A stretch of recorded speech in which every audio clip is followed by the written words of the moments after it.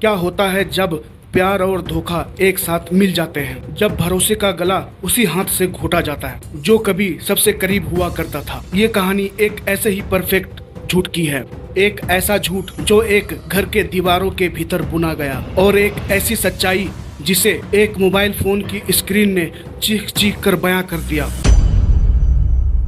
13 जुलाई की सुबह दिल्ली की उत्तम नगर का इलाका। 36 साल के करण देव की मौत की खबर से परिवार में कोहराम मच गया था। पत्नी सुष्मिता बदहवास थी। वो रो रो कर सबको बता रही थी कि एक भयानक हादसे में करंट लगने से करण की जान चली गई। यह एक दुखद हादसा था, एक ऐसी कहानी जिस पर यकीन करना आसान था। परिवार वाले करण को अस्पताल लेकर भागे, लेकिन डॉक्टरों ने उसे मृत घोषित कर दिया और मौत की वजह बताया बिजली का झटका। परिवार सदमे में था, लेकिन जब पुलिस ने अपनी कानूनी कार्रवाई के तहत पोस्टमार्टम की बात की तो कुछ अजीब हुआ।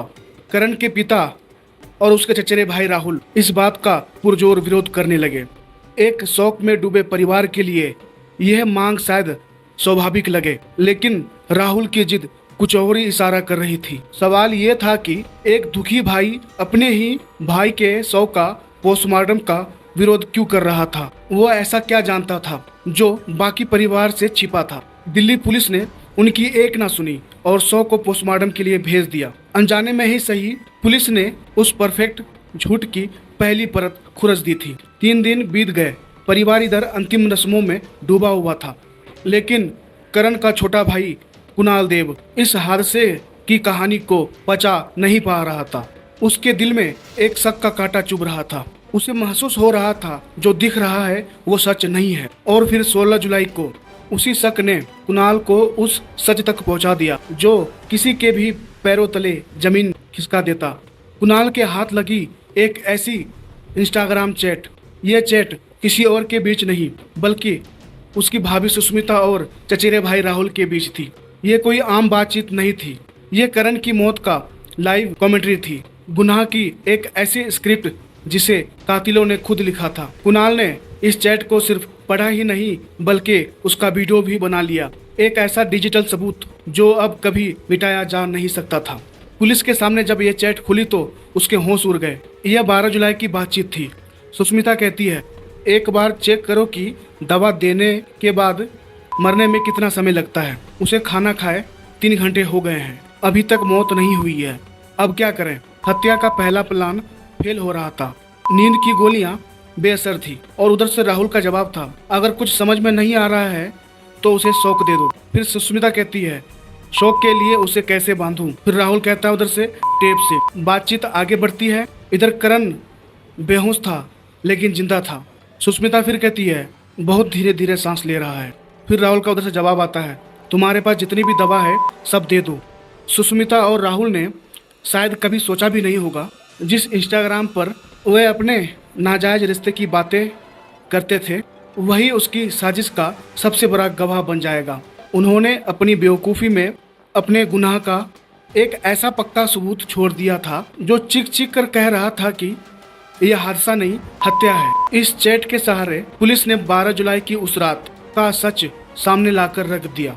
उस रात सुष्मिता ने करण को रात का खाना परोसा था जिसमें 15 नींद की गोलियां मिली थी। जब घंटों तक करण की मौत नहीं हुई तो दोनों घबरा गए। उन्होंने गूगल पर सर्च किया, नींद की गोलियों से मरने में कितना समय लगता है। और इसी घबराहट के बीच जब पति मौत और जिंदगी से जूझ रहा था, सुष्मिता ने राहुल को मैसेज किया कि मैं थोड़ी देर सोना चाहती हूँ। जब पहला प्लान फेल हुआ तो राहुल के कहने पर दूसरा और ज्यादा क्रूर प्लान बनाया गया। उन्होंने करण को बिजली का झटका देने का फैसला किया। यह सिर्फ हत्या का तरीका नहीं था, यह उसके झूठ को सच दिखाने का एक सोचा समझा तरीका था। उन्होंने करण के उंगली पर करंट लगाया ताकि सुबह तक लाश मिले तो यह एक परफेक्ट हादसा लगे। इस खौफनाक साजिश के पीछे का मकसद क्या था? धोखा। सुष्मिता और करण के चचेरे भाई राहुल के बीच एक अवैध संबंध था। राहुल कोई बाहरी नहीं बल्कि करण के चाचे का बेटा था, एक ऐसा शख्स जिस पर पूरा परिवार भरोसा करता था।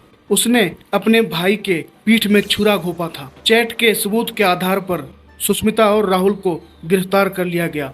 पूछताछ में दोनों टूट गए और उन्होंने अपना गुनाह कबूल कर लिया। सुष्मिता ने आरोप लगाया कि करण उसके साथ मारपीट करता था, लेकिन चैट में उसका ठंडा और सातिर लहजा किसी डरी हुई पीड़िता की नहीं बल्कि एक सातिर कातिल का लग रहा था। यह अपराध सिर्फ करण की मौत पर खत्म नहीं होता। इस कहानी का सबसे बड़ा और मासूम शिकार है करण और सुष्मिता का 6 साल का बेटा। एक ही रात में उस बच्चे ने अपने पिता को खो दिया और अपनी माँ को भी, जो अब एक कातिल के रूप में जेल में है। और इस गुनाह में उसका साथ देने वाला कोई और नहीं बल्कि उसका अपना चाचा था। एक हंसता खेलता परिवार हमेशा के लिए बिखर गया। सुष्मिता और राहुल शायद आज के डिजिटल युग का सबसे बड़ा सबक भूल गया था, लेकिन इंटरनेट कभी कुछ नहीं भूलता। उसके लिखे शब्द उसके अपराध का एक ऐसा डिजिटल स्मारक बन गया जिसे दुनिया की कोई ताकत डिलीट नहीं कर सकता। एक ऐसी कहानी जो हमेशा याद दिलाएगी कि कुछ राज डिलीट नहीं होते।